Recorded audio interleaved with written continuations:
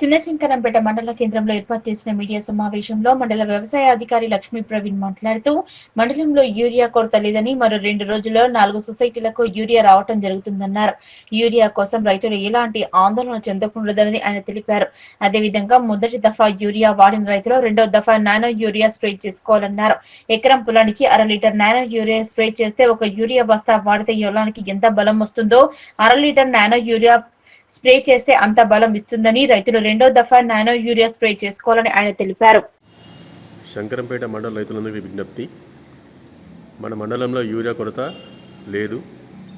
So దీనివల్ల ఎలాంటి ఆందోళన చెందాల్సిన అవసరం లేదు. రేపు చందంపేట సొసైటీకి మరియు మడూరు సొసైటీకి యూరియా రాబోతుంది. అలాగే ఎల్లుండి శంకరంపేట సొసైటీకి, జంగరాజ్ సొసైటీకి యూరియా అలాట్మెంట్ ఇవ్వడం జరిగింది. ఒక దఫా యూరియా వాడిన రైతులు రెండవ దఫాలో నానో యూరియా స్ప్రే చేసుకోవాల్సిందిగా తెలియజేస్తున్నాము. ఎకరానికి 1/2 లీటర్ నానో యూరియా స్ప్రే చేయడం వల్ల ఒక బస్తా యూరియా వేసినంత బలం లభిస్తుంది. కాబట్టి రెండవ దఫాగా భాగంగా నానో యూరియా స్ప్రే చేసుకోవాల్సిందిగా తెలియజేస్తున్నాము.